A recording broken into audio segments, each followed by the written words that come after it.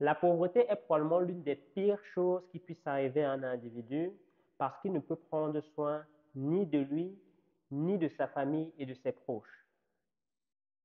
Vous le savez maintenant, sortir les gens de la pauvreté est l'essence même de l'existence de cette chaîne. Cependant, la pauvreté est probablement une bénédiction qu'on devrait souhaiter à tout un chacun dans sa vie. Nous discutons de cette contradiction aujourd'hui sur votre chaîne préférée, Chronique d'un blédard. C'est parti.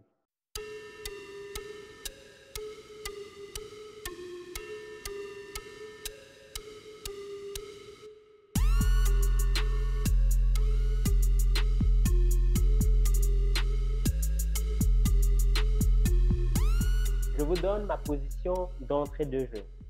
Je pense que la pauvreté est une bénédiction. Les gens qui ont connu la pauvreté autour de moi ont un avantage déloyal au niveau compétitif. Et le plus grand et la plus précaire la pauvreté est, le plus grand l'avantage se dessine. J'ai un ami, du moins je le considère comme un ami, j'espère qu'il me considère comme un ami aussi. L'histoire de sa vie pourrait faire l'objet d'un film. Tout jouait contre lui dès la naissance. Il a grandi dans un village pauvre, famille nombreuse, pays du tiers-monde, dans le Cameroun d'où je viens. Il m'a montré une fois les photos où il a grandi, je n'y revenais pas. Le genre de milieu où tu sais que les gens ne rêvent pas. Ils n'ont pas le luxe de convoiter une vie de confort, ils sont dans le réel, ils sont en mode survie. Le but, c'est de manger aujourd'hui, demain attendra. Ça, c'est le genre de précarité dont on parle. Et lui, il a réussi à quitter cette vie de précarité absolue vers une vie confortable en tant que médecin spécialiste en Belgique. Comment a-t-il fait? Comment? C'est le paradoxe de la bénédiction et de la malédiction de la pauvreté. Lorsque tu as faim, tu es prêt à faire tout ce qu'il faut pour te sortir de la situation dans laquelle tu te situes. Tu es prêt à prendre tous les risques, voire même risquer ta vie, pour te sortir de la situation dans laquelle tu te trouves.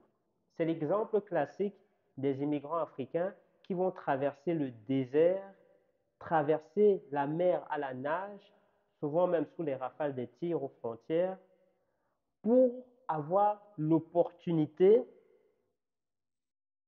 de se construire une vie plus confortable que celle qu'il y a derrière. La famille et le désespoir sont deux moteurs qui donnent une détermination, une résolution surréelle à un homme.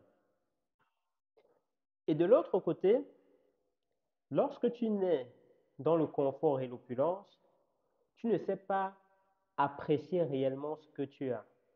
Parce que pour toi, c'est la norme, c'est un acquis. Et lorsque tu as en face de toi quelqu'un qui est prêt à tout pour réussir, ça prendra peut-être du temps, mais tu perdras à chaque fois. J'ai demandé à cet ami s'il accepterait de venir partager son histoire sur la chaîne lors d'une interview. J'ai bon espoir, donc j'espère que ça pourra se faire très prochainement. Comme ça pourra aussi servir d'une source d'inspiration à tous les auditeurs de la chaîne. Je crois tellement en la nécessité d'une phase de pauvreté dans la période précoce de la vie d'un individu que j'ai déjà dit à ma femme que lorsque je mourrai, je ne laisserai que le strict nécessaire à mes futurs enfants, si j'ai la chance d'en avoir, parce que si jamais je leur laisse une fortune, c'est une malédiction déguisée. Pourquoi une malédiction déguisée? Parce que c'est tout simplement une fortune qu'ils ne sauront pas contrôler. Comme le citait Alex Hormozy dans l'une de ses vidéos, She wished for a weapon, but not for the skill to wield it. Ça signifie, elle a souhaité une arme, mais pas la capacité de s'en servir. Ce qui rend l'arme complètement inutile, voire même dangereuse. Je sais que plusieurs personnes notamment celles qui souhaitent rencontrer une fortune au détour d'un chemin, ne vont pas aimer ce que je vais dire.